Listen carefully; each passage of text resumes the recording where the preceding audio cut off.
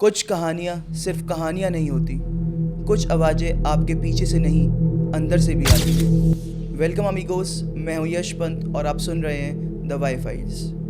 दोस्तों, एक सवाल है जो अक्सर किसी ना किसी हर किसी के दिमाग में कभी ना कभी आता है कि क्या भूत सच में होते हैं? A question that has haunted mankind for centuries. Do really ghosts exist? जी हाँ, भूत होते हैं। अगर भगवान होता है कोई ऐसी शक्ति जो हमेशा हमारे साथ होती है, तो क्या कोई एक ऐसी शक्ति नहीं होती जो केवल अंधकार में छुपी रह जाती है? देखो यार, सिंपल सी बात है, अगर पॉजिटिव एनर्जी है तो नेगेटिव भी हैं।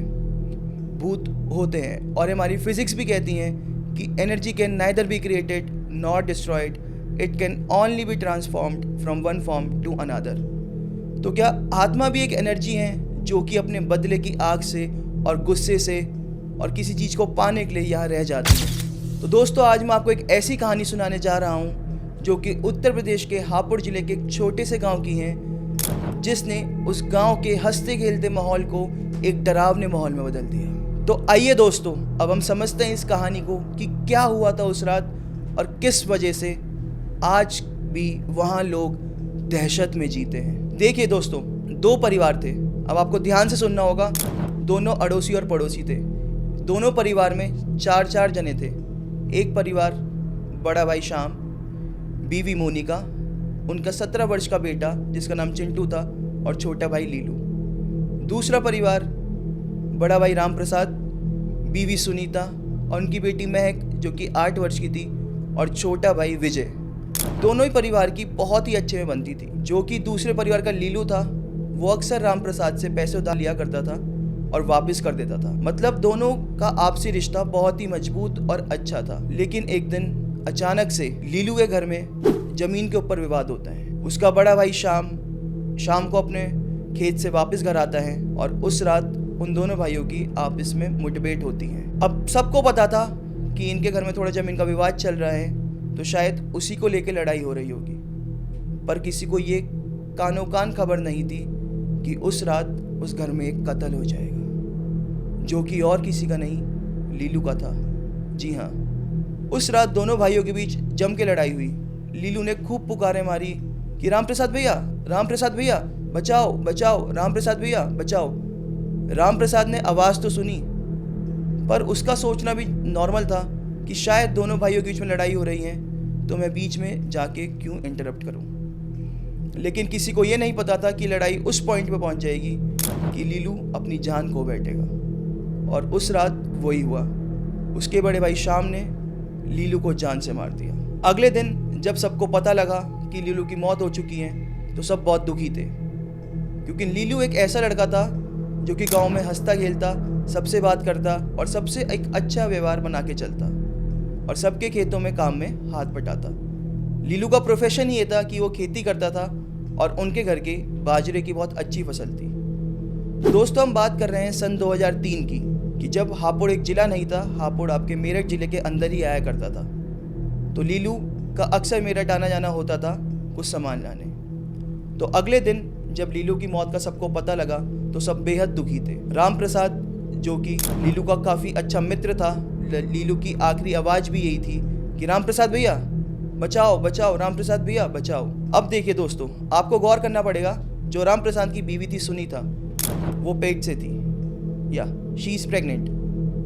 तो उसके 2-3 दिन बाद उनको पेट में अचानक से दर्द होने लगा, जो कि बहुत ही ऑब्वियस था। किसी भी लेडीज़ जो कि प्रेग्नेंट होगी उसके पेन तो हो गई, बट ये पेन कुछ और था जिसको राम प्रसाद समझ नहीं पाया, और ना ही उनका छोटा भाई विजय, और ना ही खुद सुनीता। जब उन्होंने डॉक्टर को दिखाया तो डॉक्टर ने टेस्ट करे, रिपोर्ट्स दी, बट रिपोर्ट्स एकदम नॉर्मल थी, जैसे कि होनी चाहिए। बट दर्द कम होने की जगह धीरे धीरे बढ़ता ही जा रहा था। अब एक दिन सुनीता रात को अपने बिस्तर पे सो रही थी, राम प्रसाद उनके बगल में सो रहे थे। सुनीता रात को करीब 2 से 2:30 बजे के बीच में चिल्लाने लगी बहुत जोर जोर से। यहाँ राम प्रसाद की नींद टूटी और वहाँ उनके छोटे भाई विजय की। सब एक कमरे में इकट्ठा हुए और पूछा सुनीता से कि क्या हुआ सुनीता, भाभी क्या हुआ? सुनीता ने कहा कि शायद मुझे कुछ दिखा जिसको मैं पहचान नहीं पाई, बट वो था कोई आदमी। अब दोनों हक्के बक्के रह गए। अब जो ये फैमिली थी राम प्रसाद की, ये भूत वगैरह में बिल्कुल नहीं मानती थी। इनका थोड़ा मॉडर्न कंसेप्ट था, तो इनको लगता था कि भूत वगैरह कुछ नहीं होते, ये सिर्फ अंधविश्वास है। बट शायद यही इनकी सबसे बड़ी भूल थी जिनका इन्हें कर्ज चुकाना पड़ा। तो दोस्तों, अगले दिन से सुनीता के बिहेवियर में चेंजेस आने लगे। जो घर हमेशा सुनीता एक मंदिर की तरह रखती थी, घर में तीनों टाइम का खाना पकना, घर की साफ सफाई बिल्कुल टॉप नॉच रहना, बट वो घर अक्सर गंदा रहने लगा। ना जाने क्यों सुनीता के बिहेवियर में अलग से ही चेंजेस आने लगे। अब राम प्रसाद के बोलने पे कोई जवाब नहीं देना, हमेशा चिड़चिड़ी रहना, अपनी बेटी से अच्छे से बात नहीं करना और अकेलेपन में एक पागलों की तरह हंसना। ये बिहेवियर थोड़े वियर्ड तो थे, बट राम प्रसाद और उसका भाई विजय ये नहीं पहचान पाए कि ये बीमारी नहीं, ये कुछ और है। उन्होंने फिर उसको डॉक्टर को दिखाया, फिर रिपोर्ट्स निकली, फिर टेस्ट हुए, बट वही पहले की तरह सब कुछ नॉर्मल। अब उसको दवाइयाँ देना शुरू कर दिया गया था, बट जब दवाई भी फेल हो गई तब राम प्रसाद समझ गया कि शायद ये बीमारी नहीं, ये कुछ और है। अगले कुछ महीनों में सुनीता का बिहेवियर और गंदा हो गया। जो औरत दिन भर पूजा करने वाली और शुद्ध शाकाहारी महिला, वो अचानक से नॉनवेज खाने लगी। जिन जिन चीज़ों को डॉक्टर ने मना करा था कि ये प्रेगनेंसी में नहीं खानी है, वो उसी चीज़ को खाने की जिद करती थी। ये उसका बिहेवियर वियर्ड तो था। मंदिर से दूर रहना, जहाँ मंदिर है उस रास्ते को स्किप करना, थोड़ा उजाले से बचना, उसे अंधकार पसंद आने लगा। रात को उठ उठ कर आधी रात में हंसना, चीख चीख चिल्लाना और उठ पटांग हरकतें करना।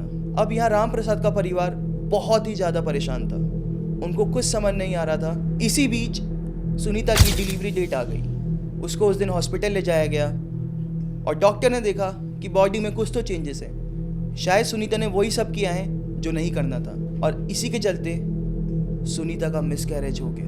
दोस्तों सोचो, एक माँ जब अपना बच्चा खो देती है तो उसकी मेंटल स्थिति क्या होगी। बट सुनीता में कोई भी बदलाव नहीं था। ऐसा लग रहा था जैसे कि वो खुश है, शायद वो यही चाहती थी। और उसके बिहेवियर में चेंजेस और होने लगे। जो माँ, जैसे कि उसकी एक पहले बेटी भी थी, वो उसको खूब प्यार करती थी। सबने देखा था कि सुनीता एक बहुत ही काबिल और अच्छी माँ थी, पर मिसकैरेज होने के बाद ऐसा लग रहा था कि शायद सुनीता यही चाहती थी कि यही हो। और वो अपनी बेटी से भी अच्छे से ना बोलना, इतनी शांत स्वभाव महिला का अचानक से एक अलग ही बर्ताव करना, तो ये सब कुछ बीमारी तो नहीं थी। और राम प्रसाद जान चुका था कि कुछ तो है जो सुनीता को अंदर ही अंदर खा रहा है। तब राम प्रसाद ने बहुत ही परेशान होकर एक निर्णय लिया कि शायद मुझे अब किसी बाबा या तांत्रिक को बुला के पूछवाना पड़ेगा। और उसी रात वो हुआ जिसको राम प्रसाद का शक था।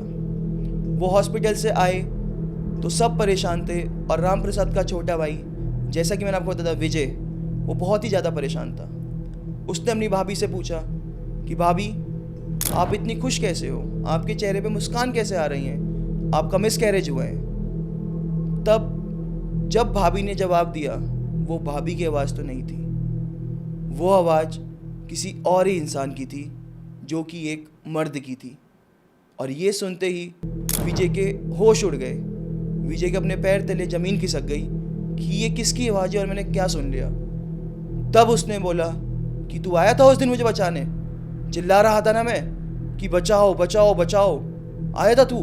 और इसी कठोर आवाज़ के साथ उसने विजय के गले को दबोच लिया। जैसे तैसे राम प्रसाद और विजय ने मिलकर विजय को छुड़ाया और वो उस कमरे से बाहर आए। अब यहाँ राम प्रसाद और विजय बहुत ही ज़्यादा परेशान थे, तो उसी रात एक तांत्रिक को बुलाया गया।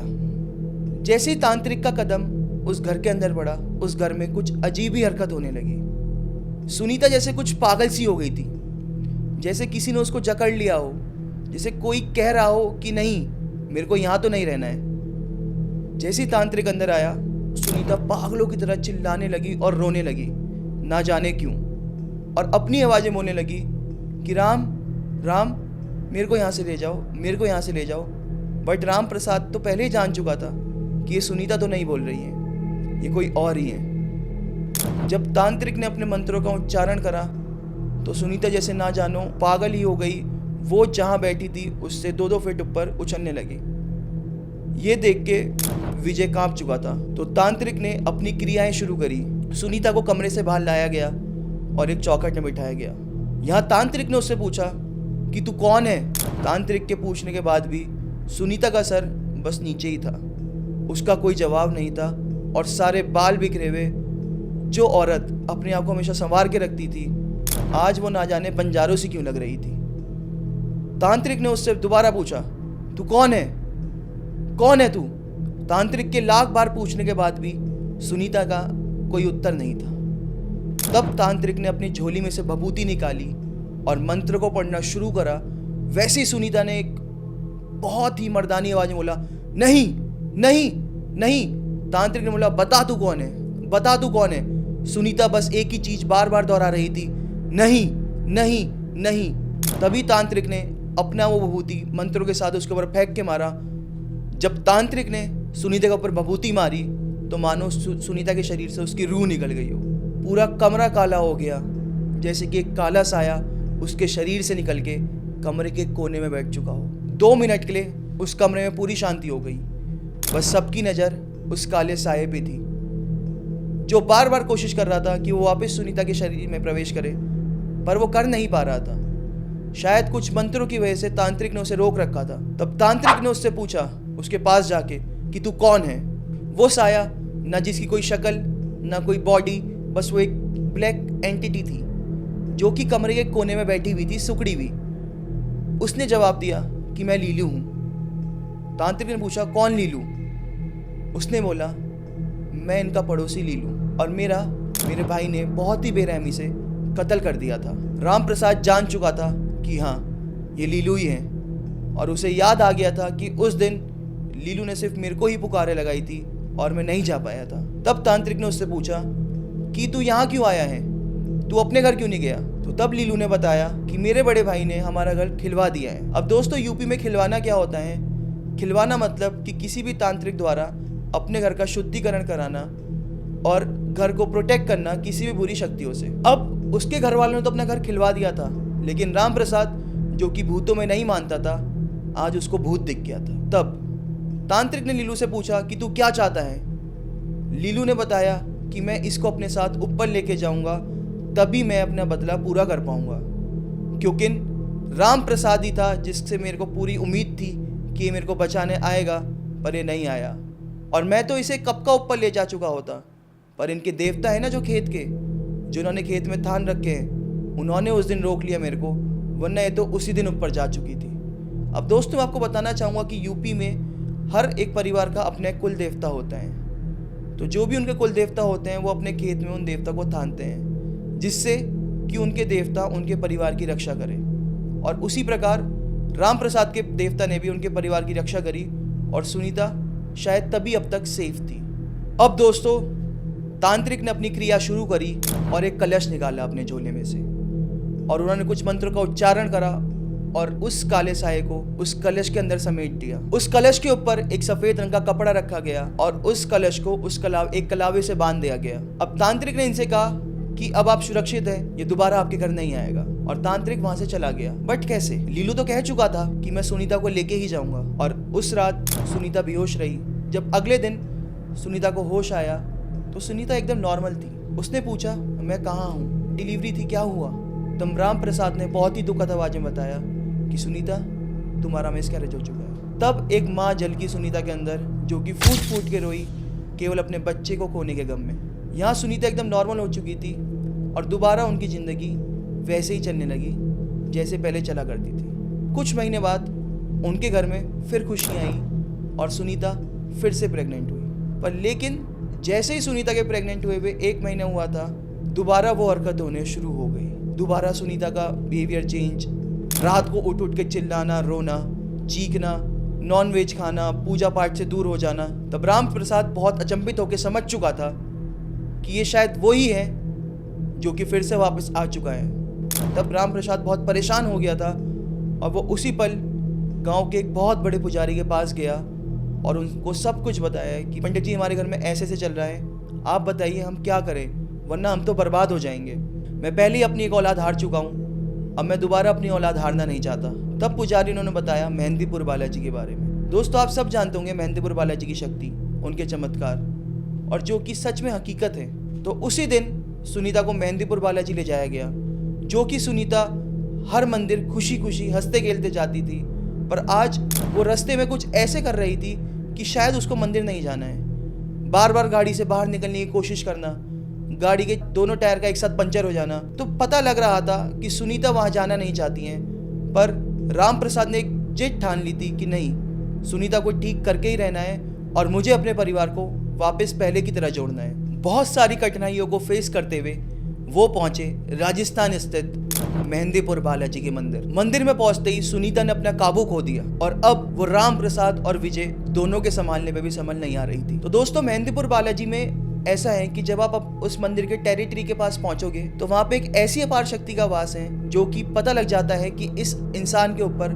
कुछ ना कुछ, किसी ना किसी का तो साया है। तो वहीं जैसे ही वो मंदिर के करीब पहुंची सुनीता, पुजारियों ने उसे बेड़ी से बांध दिया और उसकी चोटी को जोर से बांध के उस बेड़ी से एक गांठ लगा दी थी। तब सुनीता को अंदर ले जाया गया और मेहंदीपुर बालाजी में एक भव्य पूजा कराई गई। इस पूजा के बीच ऐसा लग रहा था कि जैसे ना जाने सुनीता के शरीर पे कितना कष्ट दिया जा रहा है। सुनीता बहुत जोर जोर से उसका रोना, उसके आंख से आंसू आना बंद हो गए थे, बट उसका रोना बंद नहीं हो रहा था। सुनीता को बहुत सारी कठिनाइयों का सामना करना पड़ रहा था, पर ये सब देख के राम प्रसाद की आंखों में आंसू थे, जो कि काफी स्वाभाविक था। एक पति जो कि अपनी बीवी को इतने परेशानी में देख रहे हैं, वो भला कैसे खुश हो सकता है। पर वो जरूरी था, लीलू को भी तो उसको अपने परिवार से दूर करना था और वापस अपनी जिंदगी को एक नॉर्मल ट्रैक पे चलाना था। तो यहाँ मेहंदीपुर बालाजी के पुजारियों के लाख परिश्रम के बाद भी वो आत्मा उनके वश में नहीं आ रही थी। उनके इतने मंत्र को उच्चारित करने के बाद भी वो आत्मा ना जाने उनके काबू में क्यों नहीं आ रही थी और सुनीता पे दर्दों का जैसे समुंदर सा छोड़ दिया हो। पुजारियों के लाख कोशिश करने के बाद भी सुनीता ज्यों की त्यों थी, जैसे कि लीलू ने ठान लिया हो कि मेरे को अब इसको लेके ही जाना है और मैं इसे यहाँ नहीं छोड़ूंगा। तो मेहंदीपुर बालाजी के पुजारियों ने समझकर आपस में निर्णय लेके अपने गुरु महर्षि को बुलाया गया। जैसे ही उन्होंने उस मंदिर में कदम रखा, वो समझ चुके थे कि ये आत्मा कोई आम नहीं है, ये बहुत ही शक्तिशाली और एक अड़ियल किस्म की आत्मा है जो कि सुनीता के शरीर को अपना घर समझ के उसके अंदर बस चुकी है। तब उन महर्षि ने उनसे कहा कि आप सब बाहर जाइए, बस ये और मैं यहाँ रहेंगे। पर राम प्रसाद का मन कैसे माने, उसकी तो बीवी है ना, वो तो चाहता है कि ये बस जल्दी से ठीक हो जाए, पर राम प्रसाद को भी बाहर जाना पड़ा। अब सब बाहर जा चुके थे। अब अंदर उस भवन में केवल महर्षि और सुनीता थे। महर्षि ने जैसे ही अपनी क्रियाएं शुरू करी तो जो सुनीता पहले चीख रही थी, अब उसकी चीख पहले से दुगनी हो चुकी थी और बाहर खड़े राम प्रसाद और सारे पुजारियों को उसकी चीख साफ सुनाई दे रही थी, जैसे मानो कि ना जाने अंदर क्या हो रहा है। राम प्रसाद बहुत ही डरा हुआ और परेशान था कि अंदर क्या चल रहा है और क्या मेरी बीवी बच भी पाएगी या नहीं। तभी जब वो मंत्र का उच्चारण कर रहे थे तो सुनीता बेहोश हो गई थी और वही काला साया जो उस तांत्रिक के समय में निकला था, उसने महर्षि के चारों ओर चक्कर मारने शुरू कर दिए थे। पर यहाँ महर्षि रुके नहीं, अपने मंत्र बोलते रहे। उनके आंखों से अश्रु आने लगे और मुंह से जैसे खून निकल रहा हो और कान जैसे कि कोई कान उनके अंदर से फाड़ रहा हो, ऐसा उन्हें महसूस हो रहा था। पर उन्होंने अपना मुंह बंद नहीं करा और मंत्रों को उच्चारण करना जारी रखा, जैसे उनकी सांसें टूट सी गई हो, उनसे मंत्र ना पढ़े जा रहे हो। पर वो अपने मंत्र पढ़ रहे थे क्योंकि वो जानते थे कि ये सब लीलू ही कर रहा है। इसी बीच सुनीता का रोना कि नहीं पंडित जी मत करिए, मेरे को बचा लीजिए, ये मेरे को मार देगा, नहीं पंडित जी मत करिए। पर महर्षि जानते थे कि ये सिर्फ लीलू का ही छल कपट है जो कि इससे आजाद नहीं होना चाहता है। लेकिन महर्षि भी महर्षि थे और उन्होंने अपने मंत्रों को बोलना जारी रखा और तब तक उन्होंने वो मंत्र बोले जब तक कि लीलू को उन्होंने सुनीता के शरीर से उसकी आत्मा को मुक्त कर दिया गया। जब सुनीता को भवन से बाहर लाया गया तो आप यकीन नहीं करेंगे, जो महिला 65 किलो की हुआ करती थी उसमें सिर्फ 38 किलो वजन रह गया था, जैसे कि मानो सूख के लकड़ी हो गई। राम प्रसाद जिसके आंसू बंद नहीं हो रहे थे, वो सुनीता को देख के खुश तो था कि ये ठीक हो गई है, पर एक पति जो कि अपनी बीवी को इस हालत में देखेगा वो तो दुखी होगा ही ना, तो वो दुखी भी था। तब महर्षि भी बाहर आए, उनके पूरे वस्त्र में खून और काले धब्बे ही लगे हुए थे जो कि उसी क्रिया के दौरान उनके कपड़ों में पड़े। अब वहां से सुनीता को वापस हापुड़ लाया गया उनके गांव और सुकुशल उसका एक बेटा भी हुआ और उनका परिवार अब पहले की तरह खुश रहने लगा। बट राम प्रसाद जो कि भूतों में नहीं मानता था, वो मान चुका था कि नहीं, शक्तियाँ होती हैं, बट एक शक्ति ऐसी भी है भगवान की जो कि सदैव हमारी रक्षा करती हैं और हमें इन चीज़ों से प्रोटेक्ट करती हैं। पर दोस्तों, उस गांव में आज भी जब शाम के 6 बजते हैं तो लोगों के दिल में अपने आप एक दहशत जाग जाती है कि जब लीलू के घर के बाहर से गुजरते हैं या जो भी उनके खेत हैं वहाँ से गुजरते हैं तो मानो आवाज़ आ रही हो कि राम प्रसाद भैया आप तो मेरे को बचाने आओगे ना, राम प्रसाद भैया आप तो मेरे को बचाने आओगे ना। तो दोस्तों ये थी आज की कहानी और मेहंदीपुर बालाजी का चमत्कार। दोस्तों अगर आपको ये कहानी पसंद आई तो लाइक करें और द वाई फाइल्स को सब्सक्राइब करें और कमेंट में बताएं आपके शहर आपके गांव में क्या कभी कुछ ऐसा हुआ है, या नीचे दिए गए हुए इंस्टाग्राम हैंडल पे आप मेरे को डीएम कर सकते हैं। मैं हूं यश और मिलते हैं आपसे अगले एपिसोड में। तब तक याद रखिए, भूत चुपते नहीं, वक्त आने पर दिख जाते हैं।